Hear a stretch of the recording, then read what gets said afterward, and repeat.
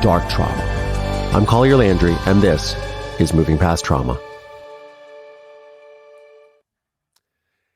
Hey movers, welcome back to another episode of Moving Past Trauma. I'm your host, Collier Landry, and what's going on? How's everybody doing today? I hope I got that little ad to work when it played. So I want to say welcome to everyone. And I'm very excited to have two really cool guests that are doing some really unique things in the law enforcement and criminal investigations world. That is retired detective, New York Police Department detective, Mark Pucci, and then intuitive medium, Kiersten Hathcock, who are joining us and to discuss their long-term working relationship in law enforcement and her utilizing her psychic abilities in private investigations. I shouldn't say law enforcement, but in private investigations, looking for missing persons, missing children's cases, missing persons cases, things of that nature. So, and unsolved homicides. So I'm very pleased to welcome both of them to the program. I'm going to bring them in. And also a little later on today, we're going to have Tara Newell joining us as well as part of the conversation. So please welcome my guests. I'm going to add them to the stream now. Hi, Kiersten. Hi. Hey, Collier. Hi, Mark. How are you? Welcome. Hi. Welcome. Good. How are you? I'm excellent, sir. Thank you guys so much for being here. And this is exciting. I know a lot of my viewers have really expressed a lot of interest in what Kiersten's abilities are and your working relationship and things of that nature. So I'm just I'm excited to have you guys here. So why don't Thank you. Yeah. Welcome. Our pleasure. And I'm also excited that I got that little trailer to play at the beginning. I've figured out this live stream thing, like this is I think my fourth week of doing this. So I'm slowly bringing myself up to speed. So why don't we start off? Why don't you guys tell me, what you're doing and how you know each other, and we'll go from there. All right. Mark, do you want to go first, or do you want me to? How did I know you were going to ask me that question? I know. Sure. So as Collier had said, my name is Mark Pucci. I'm a retired NYPD detective. And been a private investigator for equally as long now. And through the years of various investigations, it really came to my attention that even when I was a New York City detective, there were a lot of cases that just dead ended for a plethora of reasons. So in the private sector, these victims' families, or sometimes even the victims just looking for justice, would come to me and ask me, is it possible to continue with these investigations? And more than not, victims' families who weren't able to find justice or closure, in finding out what happened to their loved one. So about 2 years ago now, after Kirsten and I have been working together since approximately about 2014, I came to her with the idea that, instead of me just being able to do one case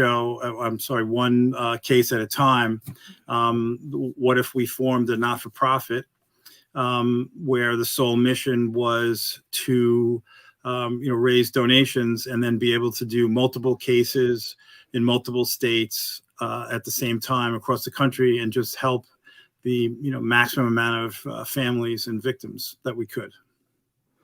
And that's how we ended up here today. And I can tell even more of this story. Did we lose Collier by some chance? Oh no, I just removed my. Oh, okay. I was like, so you guys can be featured. Okay. Okay. Okay, got it. Now we understand how this works. Okay. Yeah.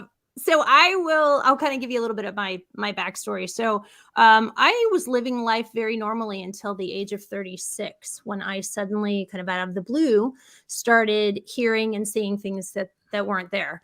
Naturally, I'm a very scientific person, and I believed that I was losing my mind.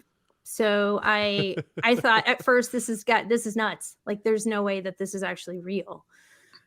A few months later, after I actually sort of came to grips with the fact that I was awakening intuitively.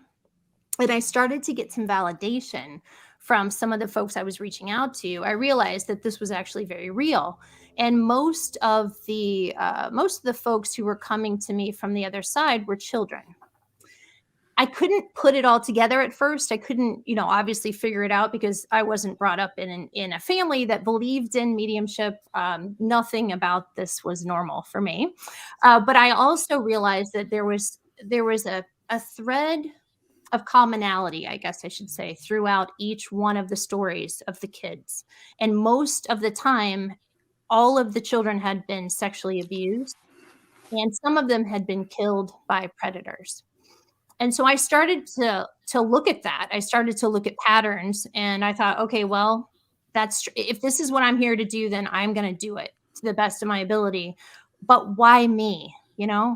Why me? So I finally figured out about 2 years after channeling and starting to work with law enforcement officers like Mark, that they were coming to me for a reason. I had repressed a lot of memories, I guess I should say, of childhood sexual abuse that I endured when I was between the ages of 3 and 6.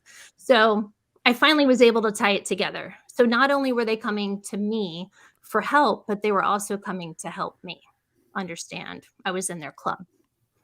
Oh, interesting. Yeah. So that's a little bit of a background. Where Mark comes in, we actually, independent of each other, didn't know each other. We were working on, both of us were asked to work on a case in Long Island. And a friend of mine just said, hey, I know you just kind of came out as a medium, because there was a point at which I had to come out as a medium. And I was very scared to do that. So I was glad that she was reaching out to me to ask me, for help, which was wonderful. So I said, sure, I'm happy to help. It was a missing persons case. And Mark happened to be working on the case as well, pro bono. And I'll let Mark take it from there. Yes. So in a very similar fashion, I had actually been, the now widow, confirmed widow, had been referred to me through a mutual friend who also had, we'll say, connections in the woo woo. I like that. Woo woo world. It basically had, approached her and said, I'm friends with a private investigator. He is very, invested in, trying to help victims' families, and he may have the ability to help you. So it's this woman's husband. The Friday before Father's Day, vanished, and still to this day never to be seen again. So you can imagine, she has 2 teenage children. She just lost, let's say the, primary breadwinner. So she's dealing with all of these real world, obstacles, plus the loss of her, it's a childhood sweetheart. They had been together for 20 plus years, and with no explanation, no anything. And she had suspected that it was some sort of foul play.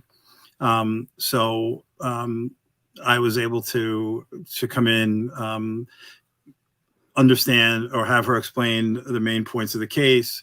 I interacted with the local county police department homicide squad, and in order to liaison with and bolster their investigation, where they would have limited time or resources.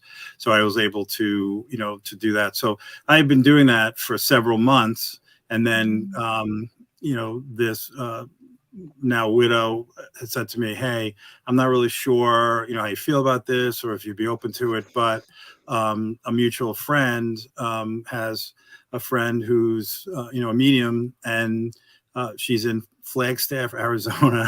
Yeah. And she just really feels strongly and wants to lend a hand and help in any way that she can. Would you be interested in speaking to her? So I said, of course. Yeah. So and then that's where we had our initial interaction. But I had already done a tremendous amount of boots on the ground, say what you would say traditional detective work. I had been doing, probably close to 100 interviews of coworkers, friends, others that had been identified that might have information.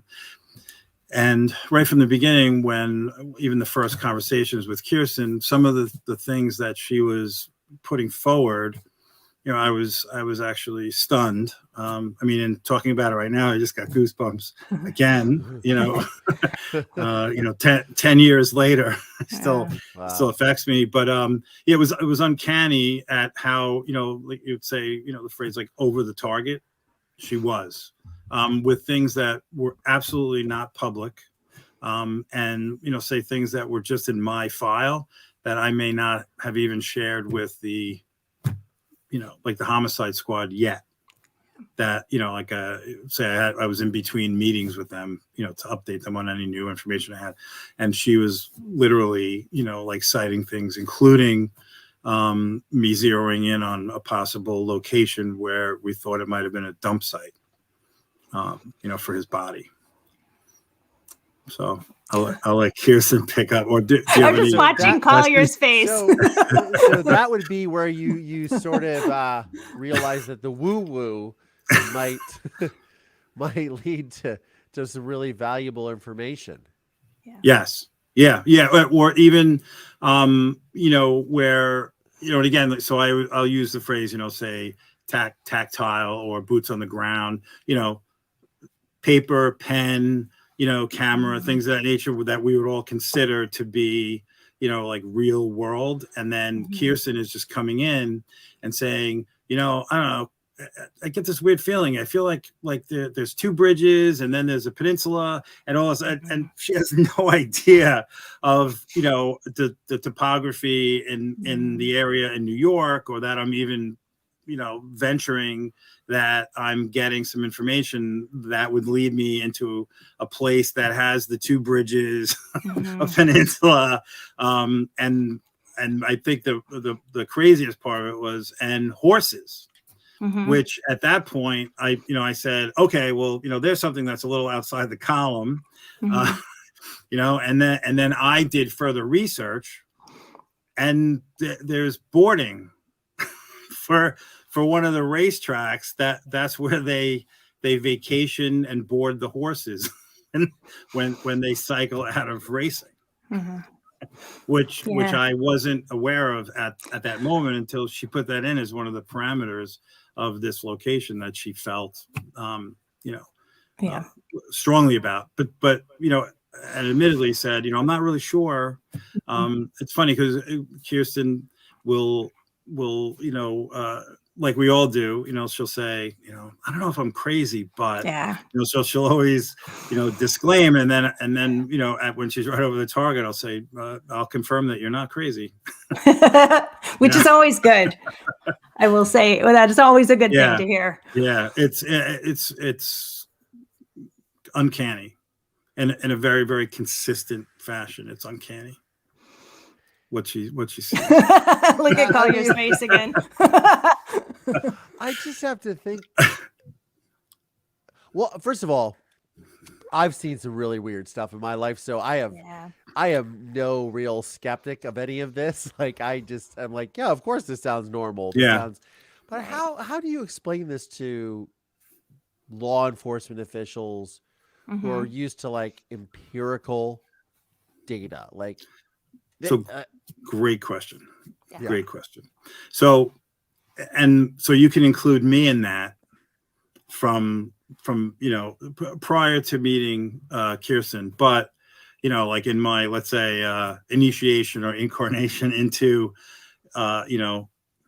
extra input or information or woo woo. But it's funny. So say that this is my standard answer, even to the most just the facts, ma'am, stoic, the types. There's really, other than the specificity and the correctness, which you verify later on, there's really no difference between that or somebody calling in a tip, or other, let's say, non-direct evidence.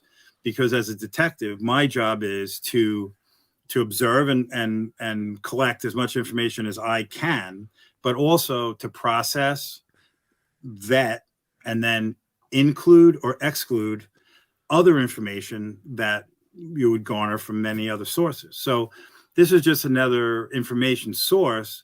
It's never, okay, great, let me call the district attorney. It's never Sure. that. Yeah. Okay. I see that. Yeah. So it's okay, great, copious notes, and then let me vet that. Let me investigate it. So then you go right back into, the 1920s, wear out the shoe leather detective work.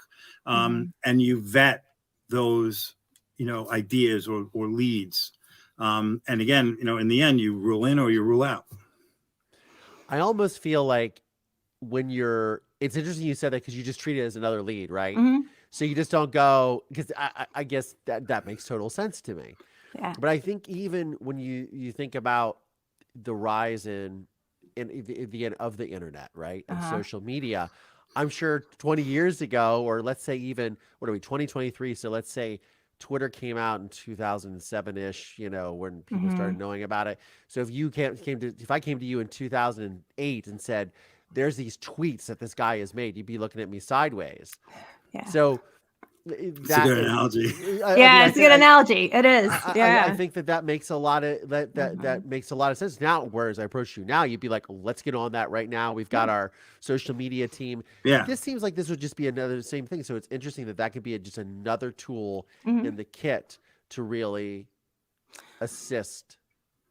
And to jump in, I will say, Mark was not the first cop that I worked with. He's my favorite, if I can say that. We're kind of like family now after all these years, right? Yeah. So, he's like a brother to me, which is pretty cool. But Yes. I had a lot of great reception, and I think one of the reasons that people received the information and even my reach out well is because I was a furniture CEO who was not a quote unquote professional medium. Everything that I am doing, I just do on volunteer basis, which gets kind of sticky sometimes. I was literally up at like 4:00 this morning working on an NYPD cold case with one of our other investigators, trying to fit it all in between everything else that I'm doing. I'm only kidding. I know, like, oh, okay.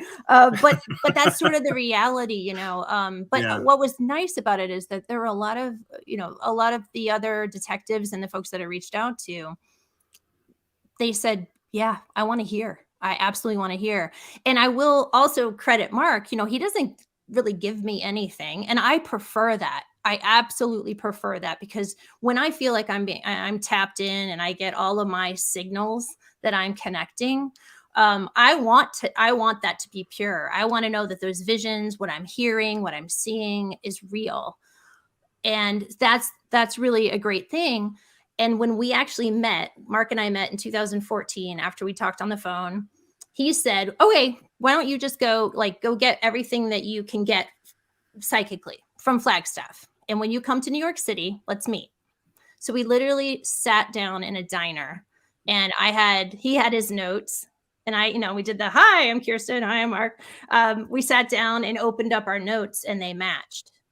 But it was information that there's no way that I could have known. And that, so it's really cool to see that happen, because I think this is something that should be normalized more. And that's why I'm talking about it. I was scared to talk about this for a very long time. It took me about 3 years to come out and talk about it. But I think intuition is something we all have. I think we all can have moments of recognizing that our loved ones on the other side are guiding us and are here. And I think the more we normalize intuition, the better off, we're all going to be. Yeah.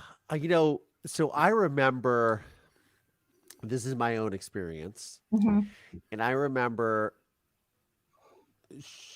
shortly after, so when my father was convicted for my mother's murder, I went on like a vacation with my foster family at that time. We went to Chautauqua, New York. And they wanted to adopt my adopted sister, so they didn't want anything to really do with me. And this was actually the first time in because when I was as the chief witness against my father, right, Mm-hmm. I was sort of isolated for a really long time, even though going to school was something, but I wasn't allowed to watch television, wasn't allowed to read the Mm-hmm. newspaper, things of that nature. So, because of the nature of the case. So Mm-hmm. I was the first time on my own, and I was Yeah. walking around Chautauqua, New York, which for those of you who haven't been there, it's a really Mm-hmm. cool little college town, theater town. It was very groovy, and I just remember being downtown, and I smelled. My mother used to wear Chanel No. 5, which I guess is like a ling-a-ling is where Mm-hmm. it's come Mm-hmm. from. Mm-hmm. And I smelled her perfume, Mm-hmm. and then I looked and I saw my mother had a blonde ponytail. That was her thing. Always had her hair in a ponytail and wore she wore a lot of jumpers. Yeah. And I saw a woman move past, and I Mm-hmm. went, and then they just disappeared. And I was walking around Chautauqua Mm-hmm. and like trying to chase this what I Mm-hmm. then concluded about an hour later as a specter, right? Yeah. Because I think I realized that because that was the first time, like I said, that I Mm-hmm. actually had any freedom. Yeah. So where I was on my and if you looked Mm-hmm. at that point in time in my life, that would have been the first time where I was really on my own, because my father was convicted, the trial had been put to bed, Mm-hmm. and now I was on sort of quote unquote on my own, and I Yeah. had that experience right there, and I Mm-hmm. thought, and it's always haunted me, and I guess I want to ask your Yeah. professional Yeah. opinion, Kiersten. But Yes. I feel like that was my mother saying, "You're going to be okay. You don't need me." Yes, in that she's with you. Honestly, as I'm listening to you, one of my tells, and I think this will probably relate to a lot of people watching and listening, are chills. So I will get chills up my legs when I hear something that is truth, and that's exactly what was happening while I was listening to you talk about that. And I can relate to the fact that when I first started to awaken, I also would see children out of the corner of my eye run across my kitchen floor. And it's trippy, right? You're literally like, wait, was somebody just there? Or you'll feel a Yes. presence sort of watching, but you turn around and no one's there. So there were a lot of like coming to grips with that and kind of getting my conscious brain to move out of the way so that I could tap in more to my intuition, which is more subconscious based. It took a while. But that was exactly what happens in the beginning. You'll see flashes, you might hear things, you might smell the perfume. I had the same type of thing. So yeah, please know that was absolutely her, and she's still with you. She's, she can pop in and out whenever she wants, and you can ask her to show you signs, for her to show signs for you, and you can get really specific about them, and they might show up differently than your rational brain will think, but they'll show up. Interesting. Yeah. Huh. Yeah, I something that I just, again, this is probably what Mark was saying when she started talking about things that were making sense. Like that's how that appeared. Yeah. So Tara Newell has joined us, so I'm just Yeah. gonna Good. pop her in too, Good. because Tara is a big fan of the woo woo. Yeah. So I'm gonna add her to the stream. Welcome, Tara. Aw. Thank you for having me. I am a big fan of the woo woo. Hi, Tara. It's good to see you. Nice Hi. to meet you, Hi, Mark. Tara. Nice to meet you as well.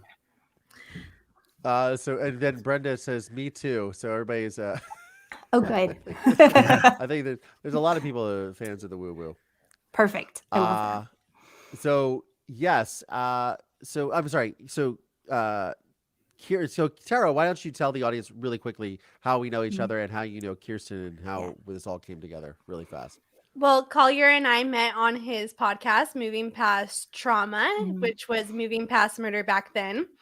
And then we just connected. We're creating Survivor Squad now, and that should be coming out soon. I'm sure Collier will say more about it.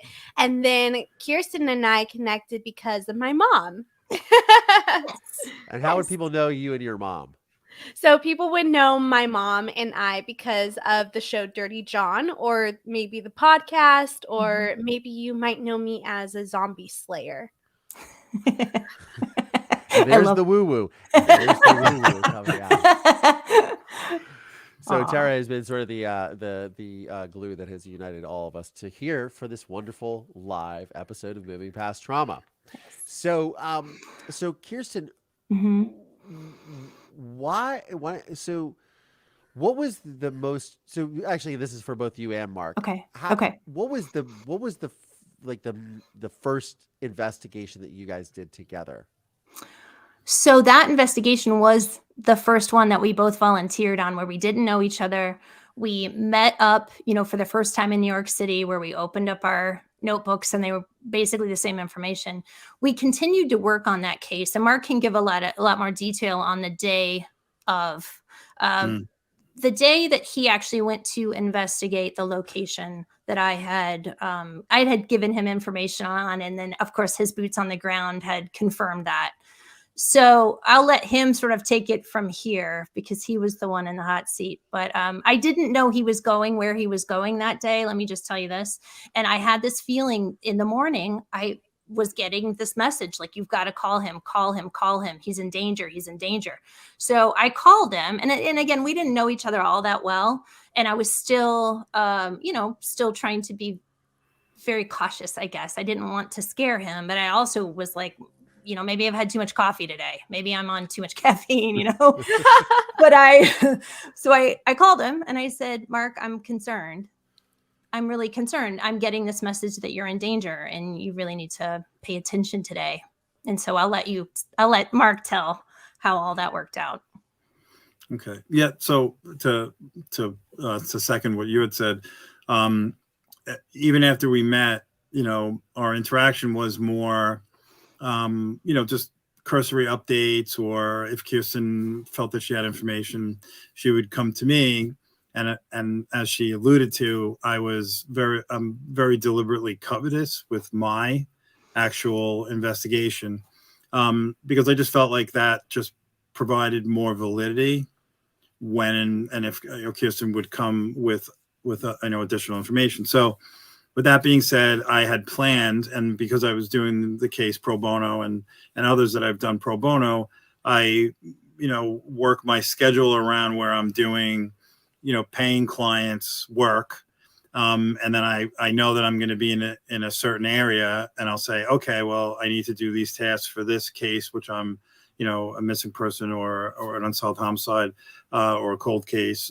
So I'll say, you know what, I have several tasks for this case. So on my way back from doing my paying clients work, I'll integrate that into it. So I'm passing through and I'm actually probably still on the clock in some cases. So that was just the most effective way that I can do it. So, and with that, there's a lot of, change and different things. So it was very, very flexible schedule. So I literally had no communication with Kirsten that I was going to be heading out, that next morning. On my way back from a very, very early morning door knock, several miles away from this location where I felt I really needed to go there, take some photos, and really, really investigate the area to see if there might be, like the telltale disturbances of, like a lot of the, like shrubbery or vegetation or things that might be indicative of, it being disturbed in a possible dump site. So this morning before, Kirsten reaches out to me, and of course with her, her normal disclaimer, you're probably going to think that I'm crazy. I've stopped saying that as much, but I still say it because it still feels crazy to me. It will always. I can vouch that we've mostly moved past that now. Yes. It's only in certain situations we'll just say, you're going to think I'm crazy. But anyway, so she reached out to me, and it must have been very, very early Arizona time because it was very early New York time when she reached out to me, probably prior to sunrise. And she said, listen, I'm just getting these really uneasy feelings. I had problems sleeping, please just promise me that, you're going to be careful. You're not just going to get caught up in what you're doing. I just feel that there's a certain, how do we say this, Kirsten? In the past, we've said there's ethnicity? a certain certain ethnicity or place in an Eastern European country that may be involved with this here in the, in the States, and I feel concerned, and it would be an organized organization. We'll just say that. So, wink, wink, wink. Right. So, so I said, okay, I appreciate that. Of course, I value, your concern, and I will make sure, that I subconsciously I make a mental note. So I go about my business. So then it's literally the next morning. I travel to where I need to go, and I'm like, okay, great. I actually finished earlier. I'm like, this is perfect. It's a beautiful sunny day. I can spend as much time as I want now because I don't have any other time constraints. Plus, with taking the pictures, I planned on sending the pictures to Kiersten and saying, do you get any feeling, do you have any, emotions when you're looking at these specific areas? So I park a little bit off site, which would be a common investigative technique, park right at the location in case you have to make your getaway. You don't want to have people know what your car is or whatever else. So I take all the standard just precautions, and I start to head out. So I'm on foot, and it's an area that's it's kind of a marshy beachhead type of area, but I'm on the approach to it, which is probably about a mile. But it's one of those roads where it's the two tire tracks and then the grass ribbon in the middle. But it's narrow, and only one vehicle can go by in a direction at a time. So it happens to be a very popular, surf casting or fishing. A lot of guys will go there to surf and stuff like that. So there's just a normal just flow of pickup trucks with surfboards in them, fishing poles, everybody driving by, just giving the wave because everyone's happy. They're going fishing, they're not going to work. So everyone's very friendly in New York, which is something to say as well. People waving to each other and acknowledging each other in New York might not happen every day. Right. Like hi, and I'm like, what do you want from me? Why are you talking to me? We're in New York. You're not supposed to do that. Like one of those type of things. All kidding aside to other New Yorkers. I'm sorry, but anyway.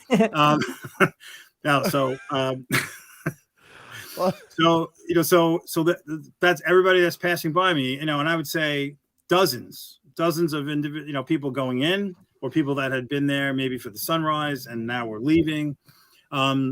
Perfect interactions. So there's a little bit of a berm, and I'm just kind of backing my way up so I can get more of an overhead view looking down at a marshy area where I can see, there's some just, kind of construction debris and some other, like garbage and stuff like that. So it piques my interest. I really want to look at it.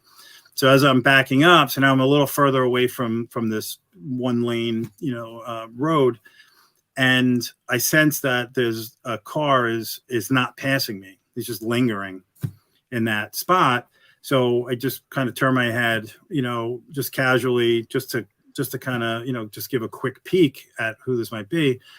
And is, a pretty, it's a, stern looking man behind the wheel. And he looks at me and says in that accent that I was very generally alluding to a little bit earlier, are you lost? What are you doing here? And I just kind of looked at him and I said, no, I'm good. Thanks a lot. And I, for all intents and purposes, I just turned away and, more or less just dismissed him without actually really engaging with him. I just, okay, see you later. And then I sensed that he now rolled up again very, very slowly, and he was paralleling me as I was walking. And now his tone of voice changed, and his accent became much more pronounced in his anger. And the hair on the back of my neck stood up, and that subconscious red flag immediately triggered, because that's exactly what Kiersten had described that morning before. So I mean, you can't deny. I mean, it's literally the early warning system. And as I'm saying it, I know, me too. I'm like chills. Yeah. You know, it just registered, and you know, so now I turn to him with my demeanor was much different. I want to say, you know, I went into, you know, my NYPD, you know, confrontation mode. My tone of voice changed, you know, my, you know, trajectory of how I was standing, the trajectory of my voice, and it became more of a command rather than a conversation. And, you know, our little back and forth, he was actually at that moment when I turned toward him, the door of the truck, it was an SUV, was just slightly open, and it was the start of him putting his left foot out to step out. And also, anybody who's in law enforcement will appreciate my next statement.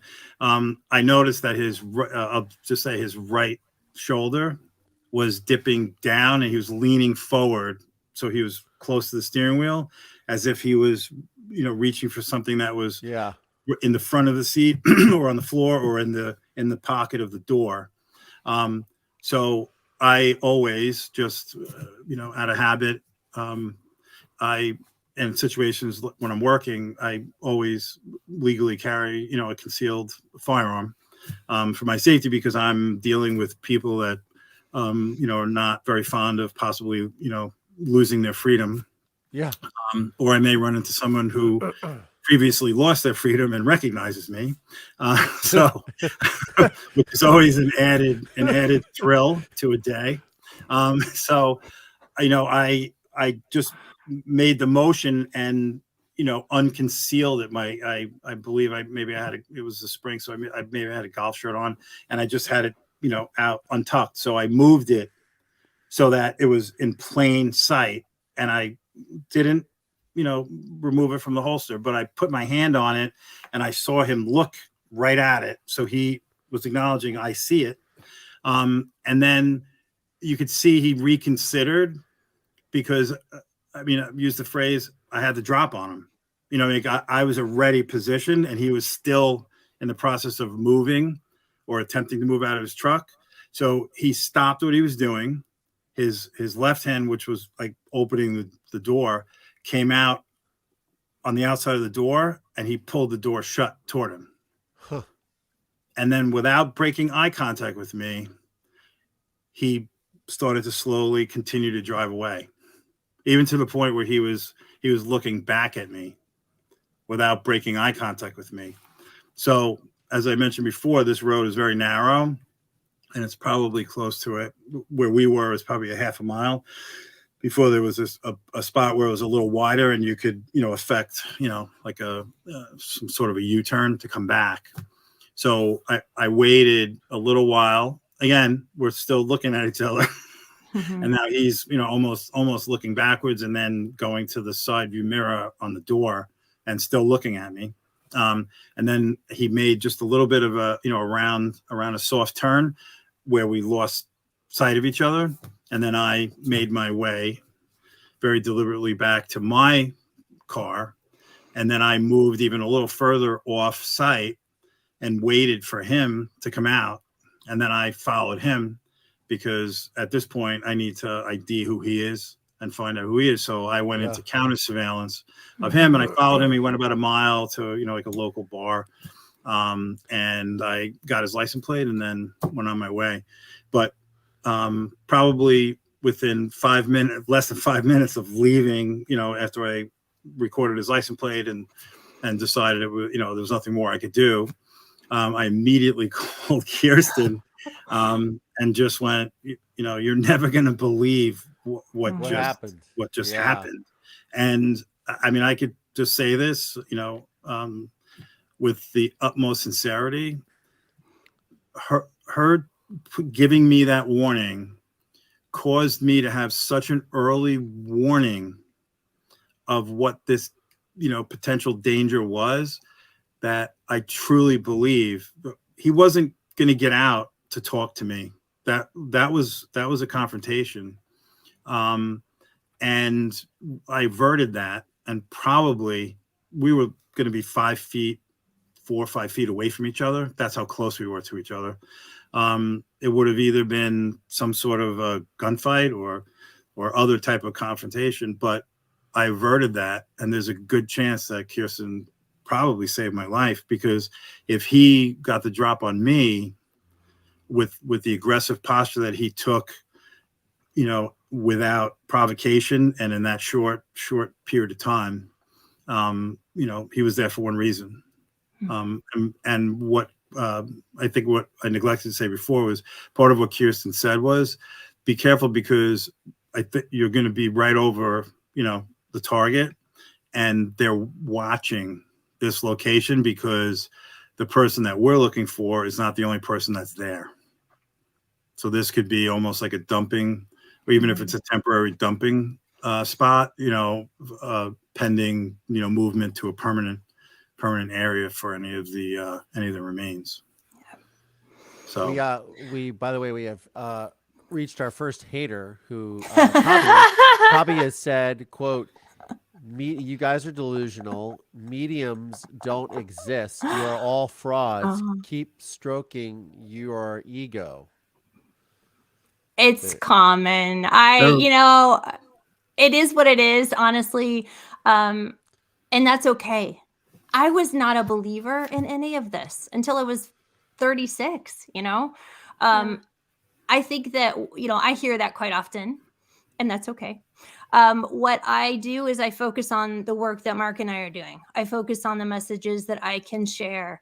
And that's, that I know why I'm here, and I know what I'm doing. And I'm happy to be able to do that. Well, it sounds like they're very disconnected to their intuition, maybe, as well, Yep. Yeah. Well, like I said, I would have said that years ago too. I mean, I didn't believe in any of this stuff, let alone, to have a decorated NYPD detective believe in it too. Cobby does own a bunch of cryptocurrency, though. Okay. I'm just kidding. I'm just kidding. But yeah, because we brought up fraud. Yeah. Well, I was gonna say because that's real. Yeah, exactly. Yeah. Well, oh my gosh, that's anyways. funny. Live and let live. Yeah. Well, yeah. It is interesting. So, but on that note, on Cobby's note, so let's say if something like this leads to a conviction, is there grounds to, is there case law involving any this type of work that you guys know of? Not that I'm aware of, but as we discussed earlier, anything that would be say an informational assist is fully vetted, and then needs to rise to the level of reasonable suspicion, probable cause, the laws of evidence. So anything that is shy of that, you wouldn't be able to use it in any type of arrest or prosecution. So it's almost like the chain. So there's the chain of title is, this is almost treated as if somebody called a hotline in a way and said, I saw this person do the Exactly. That could be somebody making something up, and that could be, so it could be treated along that same line. So the chain of title still goes down to an investigator had to look it up, had to verify the evidence, and then had to pose that to the prosecutor as evidence, and then that was used for a conviction. So it doesn't matter whether it's a tip line, whether it comes up from the Twitter sphere, or whether it is something else. Somebody brought up an interesting question. Brought up the Lori Vallow Daybell case, which I'm sure you guys are aware of, right? That's going on right now. She's on trial, and this actually stemmed from Tara making the comment about Zombie Slayer, because famously she was saying has been on record saying that she thought her children were becoming zombies, which she used as a way to say that people were not in the faith that they believed, or were not if they were possessed. What separates that type of belief, which I would say is a bit diluted, versus something that is almost a transcendent of both worlds, and where you're connected to something in spirit in that way. Where do you separate that line as an intuitive medium? Yeah, that's a great question, honestly. And it's one that I've thought about over and over again. And like I said, I come from a very scientific background. And so for me, honestly, I went to quantum physics. I started to look at everything I could that had to do with how is this possible? Is this the electromagnetic field? How am I connecting this way? And I fully will say that I could get to the end of my life and be on the other side and think, well, that was bull. Like I didn't have all that right. I'm flying by the seat of my pants. But I will also say that, people in my position who are, like I said, I feel everyone has intuition and everyone can have mediumship moments. Some folks can expand on those if you really work on that. And then some folks are just dialed up a little bit higher. And I feel like what I went through as a child dialed me up a little bit higher as well, because it's I disassociate, I can compartmentalize being a childhood sexual abuse survivor. So, I really think that I think that you have to, first of all, you have to be very brave and courageous too, as you can tell, right? We're getting slammed in some of the comments. You have to be brave to come out and do this type of work, because it is not something that is mainstream yet. We're getting there, but it's not. And I also think that, just like doctors, just like any other profession, just like cops, you've got some that are really well intentioned and they are very heart-centered, and you have some that are not. Sure. It's going to be that way across every single industry. And using intuition, I think, is one of those things that I think we all should look into. And I know myself, I have talked to countless people who have said, I read your book, I heard your story, I never believed, now I believe. And it's because of, thank God, people like Mark, who say, I'm going to listen to you and I'm going to learn too. And guess what? Now I believe even more. So I think, it takes courage, right? To be vulnerable and to be open to things that are outside of the wheelhouse that we're that are normal. Yeah. And I think it's interesting that you guys have also just connected, and then there's truth to it. There's actual facts and evidence that there is truth to what's going on with Kiersten. Yes. And, I will say what I have found is that, a lot of times people will say, well, did they go online and did they look that stuff up? When you are connecting to the other side, they're giving you information that is not online. They're giving you, I can give you an example. There's a family that I channel messages from their son, and their son has helped me a lot too. So it's kind of reciprocal. And they're from my hometown. So naturally, I was very nervous to reach out to them when I did. And their story is in my book as well. So was this Jason? This was Nate, actually. Nate. Okay. Yeah. This was By Nate. the way, go ahead and plug your book. Oh, sorry. Yeah, Little Voices, it's called, because mostly children are in my life. Oh, thank you. Oh, that's nice. Thank you. So I reached out to Nate's family, and I'm terrified. I don't want to bring shame to my parents. I don't want to be the crazy lady who is doing this. And most of all, I don't want to hurt them. They lost their child. Anyhow, I channeled for them. They just kept saying, I cannot believe that, the information that he was sharing, there's no way anyone else could know it. Well, just recently he came back in again, and he knew his mom was struggling. And a lot of times they'll come in around their birthdays, anniversaries, when there's a struggle at any point, and because they want to help support. So he comes in and he has like a checklist of things. And, one of those checklists, one of those things was actually a song. And so I'm like, okay, I said, all right, this is Denise. This is really strange, but I'm hearing that song, driving in your car, turn on the radio. It's really bad rendition right there. But I think it's the Pointer. I think it was the Pointer Sisters, right? And I said, I don't know. He's showing me. I know I'm not a singer. Yeah. So he's showing me that he's in a car And he was 13 when he died, right? And he's backing out, and I'm hearing the song. So I said, does this mean anything to you? And she goes, well, let me call John. John is the father. She calls John, and John said, that song has been stuck in my head for 2 weeks. I cannot get that song out of my head. I mean, I can go on and on and on of those types of things. I've channeled foreign languages that I don't know, and I've shared that information. So it's really interesting, being on this side of things now, as a former skeptic, to know that is exactly what happens. There's a lot of evidential messaging that happens first. It's interesting you mentioned the Pointer Sisters because, I was probably the last person to photograph Anita Pointer before she passed away. Oh my gosh. I was actually doing a documentary about them, and then she passed away. Oh, so, wow. Well, full disclosure, God rest her soul. So she was a wonderful, woman.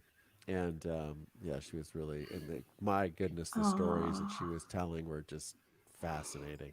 Oh my gosh. Wow. Well, I'm sorry to her for my singing her song. It's okay. But yeah. And I want to say thank you to Elizabeth Jo Collins, who just contributed a super sticker. And very nice. Very sweet That's of her. Great. That's Thank great. you so much. Oh, that's wonderful. We love that because all the little donations and Patreon contributions and little stickers helps to keep this program up here and have interesting guests like you guys. Yeah. And, normally I'm trying to really branch this program out to talk to people like yourselves that are a little, as we said, the woo-woo. But I think that these things are interesting. And one of the, and I don't have the comment pulled up here, but somebody had mentioned, because a lot of people are people of faith, right? Absolutely. And for them, that's how they how they prefer to believe, right? I mean, I guess that makes sense, right? But somebody said they've studied the Bible for, I believe, 32 years, and they definitely believe in the spirit world and the connections that you guys are talking about. So again, even when you are a person of faith, that doesn't do. I think what they were saying that was to say that even if you are a person of faith who believes in a particular religion, you can't deny that there is a spirit world that exists, and that's not a threat to your faith. That's actually an enhancement to your faith. Yeah, confirmation. Yes, absolutely. And I feel the same way. I was brought up Baptist. I love God. I love Jesus. I love, all of the what I would call ascended masters as well. If you're talking on the woo-woo world, but I think that's such a good point to make, is it doesn't have to be one or the other. And I know that there's a lot of fear out there about this. And that's really the main reason people resist it, because it's unknown. Yeah. As a nice comment. Yeah. Yeah. And it's the fear of it's the unknown. Yeah. It's interesting. So how did all this, because you guys started a foundation. Yes. Correct. Yeah. So I'm going to butcher it. National Institute of something. Yeah, it's right behind him. It's right behind me. So Brenda actually pointed out that when the print is small and Collier's not wearing his glasses, but I can see it. National Institute for Law and Justice. I can read it though. I can read it. It's just when I wear them all day that I'm looking. You see, I wore mine this time, right? I was like, I gotta see. I need to get an eye exam. Yeah, we talked about this the other day. I know. Right. I need to get an eye exam and get some new glasses, but that's for another day. But yes, anyways, we did. I mean, and we're so excited about this. We've been around for almost a year and a half now, right? Yes. Since we got our 501c3. And I'm going to let Mark speak to this. I mean, it really was an interesting, well, I'll speak first and then I'm going to let Mark speak. Yes. So Please ended continue. Up around probably the 6-month mark of us working together, I remember getting the message that we were going to work on something bigger down the road. It was going to be a larger institution. It was going to be something larger, a larger umbrella. And I had no idea what that was going to be, because at that point, I'm still running my furniture company. I've got 2 kids. I'm, just living normal life aside from channeling and, working on cases. And then Mark knew exactly when that was supposed to happen. So I'll let you take that away. So, and thank you. But I think also important to say that at that time, so this is around 2014, Kiersten was already very, very dialed into, with some of the kids, abductions and human trafficking, and how that would tie into, some of the interstate highways and trucking and other, other entities. So, and that was the preface back in 2014 in our conversations outside of, like a case or something specific. She was pursuing information in that regard. So then fast forward to, what would it have been? 2020, 2021? 21, I think. 21? Yeah, I think. I'm starting to really do more and more pro bono, wrongful deaths, misclassified, deaths, something that's classified as suicide, that's really a homicide. And then just, I don't want to say garden variety, but, just cold cases that the families can't get any additional, information or any more investigation from the public entities. So they're seeking any help that they can get to either, follow up on and continue what had been done. Unfortunately, in some cases, things that had never been done. So with that happening more and more, I just had that I started getting an overwhelming feeling that, I'm doing these, let's say like maybe one at a time, or if I'm able to do 5 a year or 10 a year. And, it just struck me one day, and I said, and I started to research, like how would I be able to, say do this on a larger scale? So, understanding, the power of a not-for-profit, and, the ability to reach not only nationwide, but worldwide. I just had this overwhelming feeling. And I remember I was coming back, I had been in the city and I was coming back, out to where I live. And I just literally just pulled over, and I just, Kiersten and I would text all the time. But, like we knew if it was like, chat, that it was something, more that we needed to really kind of dig into, and, more of a work related rather than just how you doing, what's going on, just catching up. So I didn't even text her. I don't think. Oh, I think I text, available for a call now. Yeah. So Yes, like, I text, and I didn't even get a chance to pull over to wait for her to answer. She just called me directly. So then it was my turn to use the phrase that she had said to me 1,000 times. I know you're going to think I'm crazy, but I have this overwhelming feeling, and I think we should this and whatever. And the first person that I thought to call to ask to co-found this with me is you. And she didn't even hesitate, and she was like, I'm in. I started crying. Yeah, you have the details, so I said, I did the preliminaries, like the best place to open the corporation, like all the stuff that we won't bore anybody with the details. But I'd done all the preliminaries, and now I was at the point where I was like, it's time to pull the trigger, on this. And I was like, I can't do this without, my sister. Yeah. And I want to throw in something too that's pretty cool. So one of the kids he's in my book, you mentioned him, Tara, Jason. Okay. Jason kicks my butt sometimes, right? So he's the one that pops in and says, nah, you can do better, right? He's that guy. So he popped in one day. I thought I was done with my book. I had written it. My agent was out there trying to sell it. And I was like, yeah, I'm done. And he said, nope, put it away. So Jason pops in and says, put it away. You're going to be writing more. And frankly, I was kind of ticked off, honestly. I was like, oh, how long is this going to take? This has already taken like 4 years, right, to get this thing done.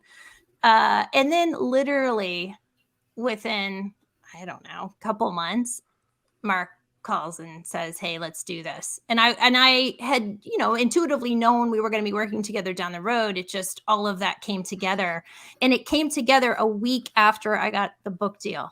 So when I got the book deal, a week later, Mark calls, and then guess what I add? I add that information to the book because now we have this organization that we can help people. We can help families and at no cost to them. And that means a lot to both of us. I love that. Yeah. It's very cool. And I'm reading some more comments. People are saying things about guardian angels and things of that nature. And I think Tara and I were talking about that. And actually, my mother's favorite prayer was the guardian angel prayer, which is interesting. But I was going to say, so Mark, have you ever been as cool as to appear on a nationally televised television program with other celebrities wanting to create a business with you? No, I have not, but I believe that my co-founder has. So, and that was an unrehearsed segue, by the way. So Kiersten, for our listeners, or our viewers, you have appeared on what program was that? I was on Shark Tank. Years ago. Yes, I built a furniture company out of our garage. And I tell you what, I didn't know it at the time, but that was intuition. It was all intuition. I just didn't realize it. So I started building kids' furniture and went on Shark Tank in 2011. I love that. Thank you. And got a deal. I got a deal. Yeah. Yeah, you got a deal. Yeah, exactly. And I got a deal. I know. Who did you get a deal with? So I got two offers. One was the first one was not Damon Johns. I'm going to mess this up. The bald guy. I'm like, you called him the bald guy. I called him the bald guy. Mr. Wonderful. Mr. Kevin? Wonderful. Yes. Sorry, Kevin. So he offered first, and then Robert Hershevek offered second. And Robert's offer was actually better than Kevin's. So I chose Robert's. Now, the interesting part of this is that it actually didn't go through after the show, which is sometimes common in these cases, especially in the early seasons. Yeah. And of course, I was really bummed out. I literally sat down and cried on my kitchen floor and drank a couple Coronas, not gonna lie, when I got that news. But what was so cool about it is that a year later, I ended up, amassing some funding, and then I just kept going. I just kept building because I had grown it on my own for the first 4 years. So I figured I got this. So I kept building in the garage, kept growing. And then a year later, it aired on Hulu, and a true angel investor and I'm saying true because this guy is a total angel on earth, out of San Francisco wrote to me and said, did your deal go through? Because if not, I want to basically give you more money and you get to give away less equity. Oh. Yes. So not only does Shark Tank still air, and my company, Mod Mom Furniture, is still out there, but it's also such a beautiful story because I got an investment deal too with a really good guy. Yeah. That's incredible. Yeah. That's incredible. And Mark, so how long were you active with the NYPD? I worked about 10 years and vested to go into the private sector. I felt that I would have more impact there. Yeah. Interesting. And have you? I'd like to think so. I think so. Yeah. I'd like to brag on him for a second because he's fairly he's modest. not telling me anything. He's not giving you anything. I'm like, okay. This is how it is, right? Now you know what this feels like when he's like, can you look into this case? I'm not big on self-promotion. I'm sorry. No, he's great. He's such a talk about good guy.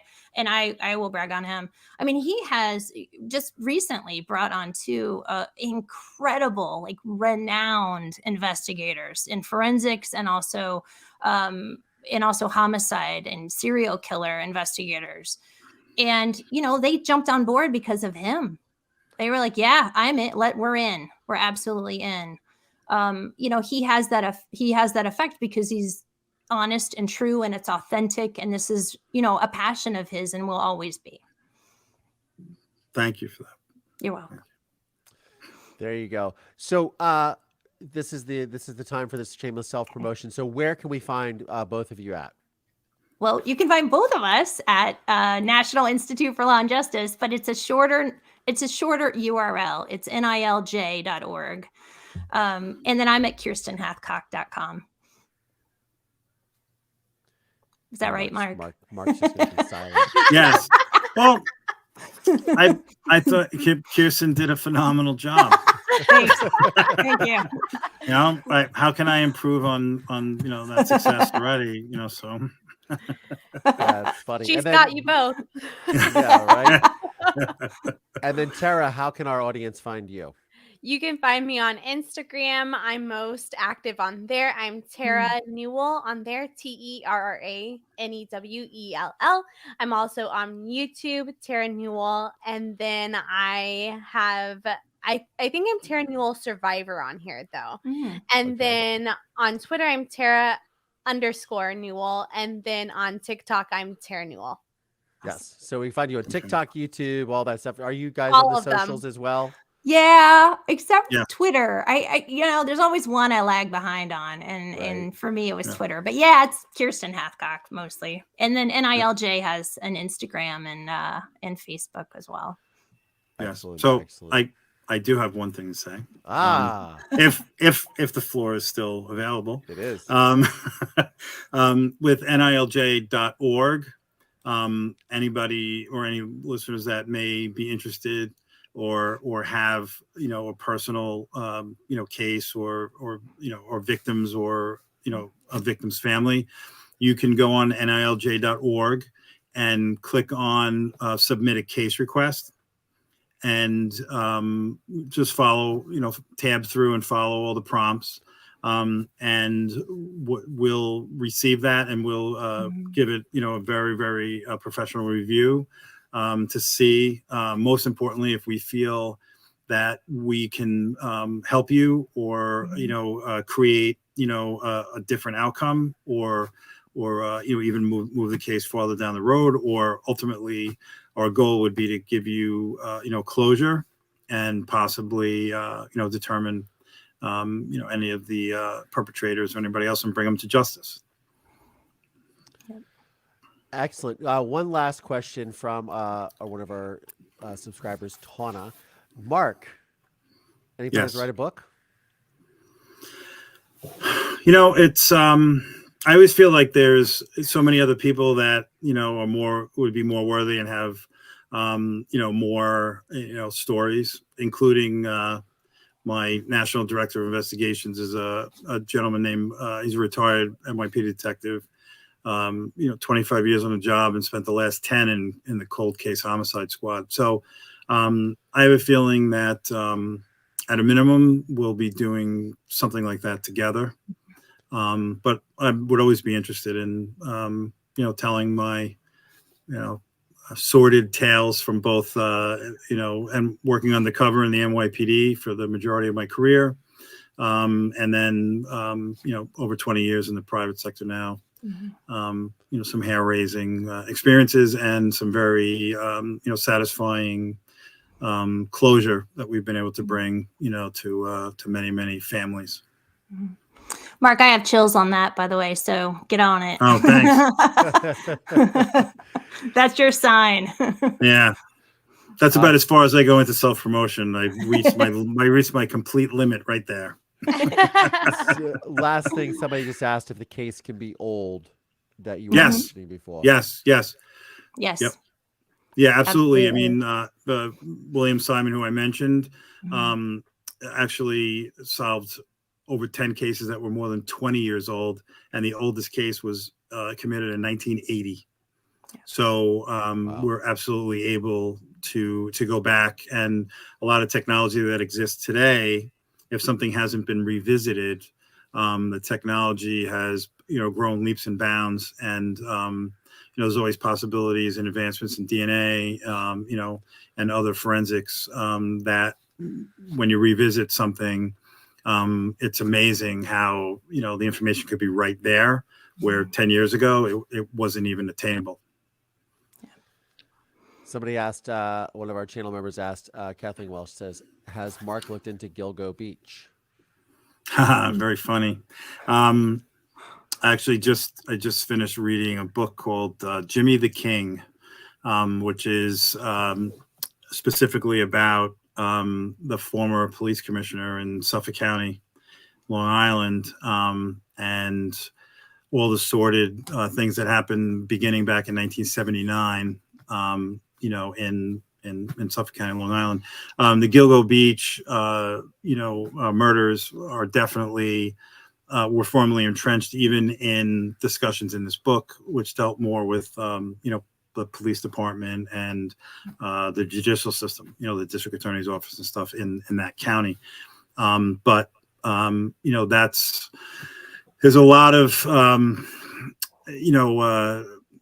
complexities with that because of the way that it was originally handled, or more accurately, not handled. And there's a loss of a lot of possible information, both witness, say closed circuit television, TV or security video, and right down to even the forensics. So one of the things I would love to look into, but it just may be, just ruined beyond the ability to push it further, unfortunately. And I don't know that case at all, so I don't either. But I'll have to look into that. I sort of got Yeah. on it. The quick overview with it, it's a suspected, serial killer or several together.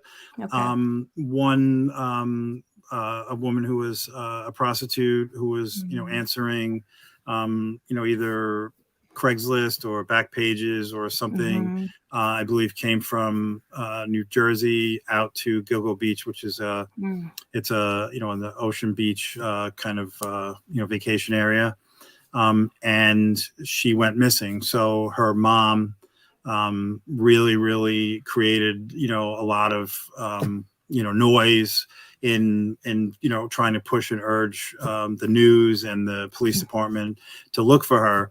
So in the cursory search to find her, they found other remains. And then when they said, oh, well, I believe it was, they found two remains very close to each other. It's very swampy and marshy.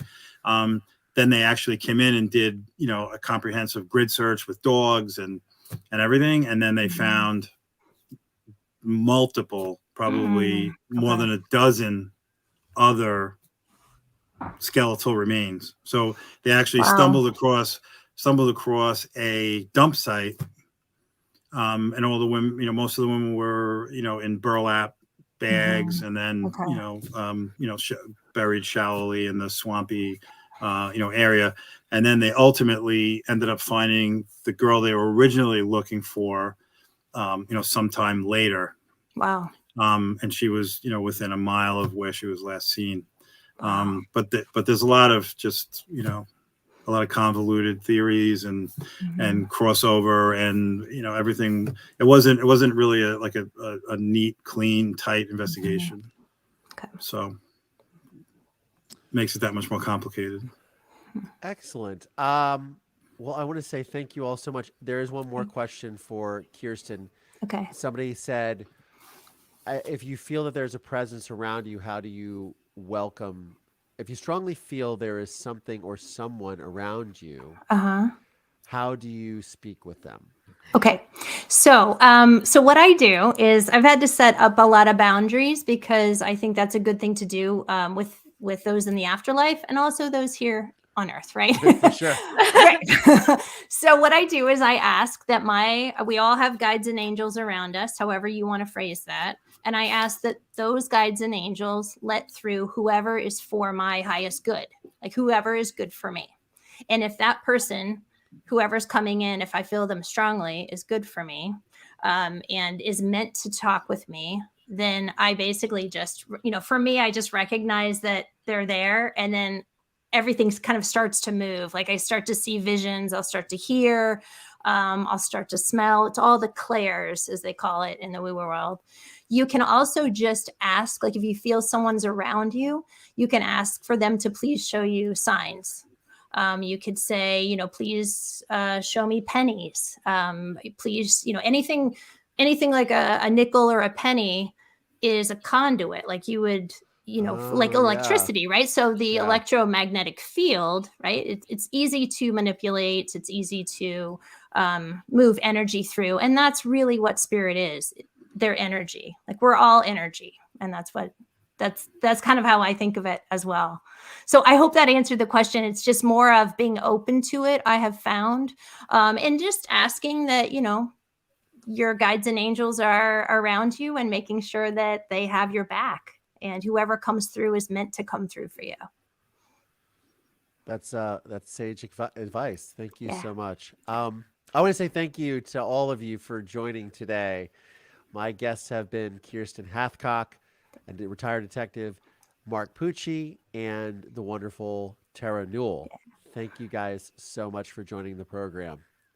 Thank you so much for having Yeah, us. thank This was you. awesome. Thank you, Tara. That was great. Thank you. So now I'm going to try to see if I can get this successfully, everything removed. And I want to say thank you to everyone who listened and tuned in today to the live here on YouTube. If you are finding this program as dynamic and engaging as I think all of you are, please consider supporting this program via Patreon or subscribing or to my channel here on YouTube and becoming a member. All of your support really helps support bringing guests like this and doing this program not only live, but also creating the podcast itself. So I want to say your support means the world to me. And if you guys could also, you can support via Patreon. Like I said, links are up here in the channel somewhere, or you can go to www.collierlandry.com/links to support. I also take free coffee as well. So anyways, thank you all so much for tuning in. I will be back tomorrow with my guest, Justin Brooks, who is an attorney and the founder of the nonprofit, the California Innocence Project. And we are going to discuss wrongful convictions and how even if you might go to jail, even if you're innocent, which is his latest novel that he has written. On that note, I'm Collier Landry, and this is Moving Past Trauma. Thanks, y'all.